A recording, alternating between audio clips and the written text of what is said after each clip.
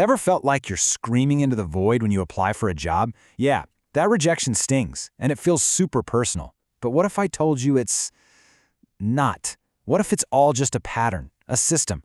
Let's pull back the curtain and really decode what's going on behind the scenes with modern job rejection.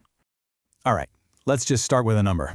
2%. That's it. That's your typical success rate when you just send your resume out into the wild. Kind of puts things in perspective, right? It tells you right away this isn't just about how good your resume is. It's about the math of the game itself. And that leads us to the main idea here. Job rejection, it's not personal. It's a pattern. That feeling that you failed, it's really just you misreading a system that's built a certain way. See, most rejections are totally predictable. And once you see those patterns, well, that's when you can actually start playing the game differently. So, Section 1. Let's talk about the modern rejection problem. Honestly, it's a numbers game you're just not meant to win. And the first thing you have to wrap your head around is the scale. Just the sheer volume. The whole system is completely overloaded, and that one fact is the source of pretty much every other problem we're about to look at. And these numbers right here, they tell the whole story. You've got people sending out anywhere from 30 to 200 applications just to get one offer. Meanwhile, the average company gets 180 applicants for one single job. So what happens? Only about 3% of people even get an interview. This isn't about you not being good enough. It's just a math problem, plain and simple.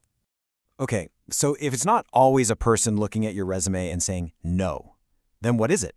That's what we're digging into next. The unseen filters. These are the hurdles you don't even know you're facing. The things that kick you out of the running before a human ever even sees your name. It really boils down to three main filters. Think of them as the gatekeepers.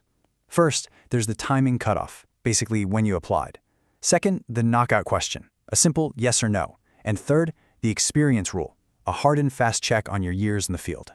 Let's talk about that first one, timing. This is huge. For those really popular jobs, recruiters might get, say, 400 to 600 applications right out of the gate. And guess what? They often find enough good people in that first batch. So if your applicant number is 601, your resume might never even get seen. Doesn't matter how perfect you are for the role, you're just too late. All right, next up, we've got what are called knockout questions. Super simple stuff, right? Like, do you have this certification? Or do you need visa sponsorship? But look at this impact. A whopping 22% of all rejections happen because of these basic yes/no questions. That's almost a quarter of people knocked out before anyone even glances at their experience. And then there's the experience rule. Get ready for this number because it's wild. 89%. That's how many candidates get automatically filtered out just for being 1 year short on experience. Think about that. A single year, which, let's be real, almost never predicts how well someone will actually do the job, becomes this absolute automatic no. So all these filters, they naturally lead us to talk about tech's role in all of this. And oh boy, are there a lot of myths out there about algorithms and AI and hiring. So let's just cut through the noise and separate the myths from the reality. Okay, I'm sure you've heard this myth, the big scary one.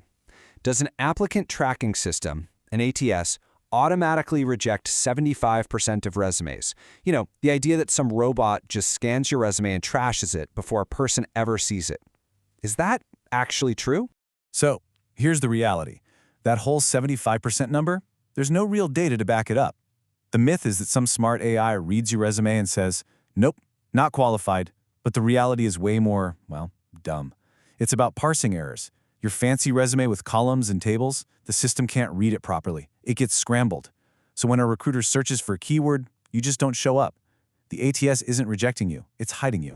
And get this, when researchers actually tested it, they found that 43% of rejections, 43%, were because of stuff like formatting, parsing errors, or other random filter mistakes, not because the person wasn't qualified.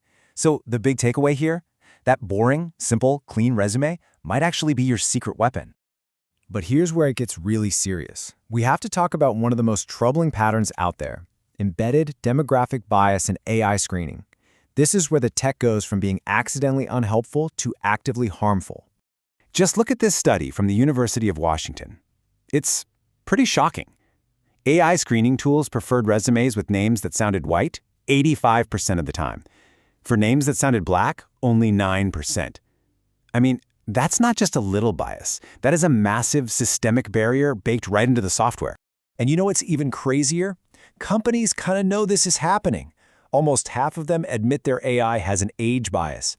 About a third see gender and racial bias. But even though they know this, 83% of them are still planning to use this kind of AI screening by 2025. There's a huge disconnect between knowing there's a problem and actually doing something about it. Okay, let's move on to the final hurdle, the human factors. Because it's not all about technology, right? This is where all those system patterns crash right into our own messy human behaviors. Let's talk about ghosting. It's not just some rude thing that happens occasionally, it's a full-blown documented rejection pattern. An incredible 61% of people say they've been ghosted after an interview. That's more than half. When it happens that much, that silence, it's the rejection signal. It just leaves you hanging. But why does it happen so often? Well, here's a big reason. It's not always personal. The data shows 81% of hiring managers get something called decision paralysis. They get so stuck looking for this imaginary, perfect unicorn candidate that they can't make a decision on the perfectly great ones right in front of them. And the result? Radio silence. And all of this, it creates this nasty spiral for the person looking for a job. First, you get rejection fatigue. You're just worn out. So what do? You start mass applying, just sending your resume everywhere. But that means the quality of each application goes down, which leads to, yep, you guessed it, even more rejection. It's a vicious cycle. So, if there's one single thing to take away from all of this, it's this. The rejection is rarely about what it looks like on the surface. You think you were rejected because you weren't qualified, but maybe it was just because you applied too late. You think an AI outsmarted you, but maybe it just couldn't read your resume's font.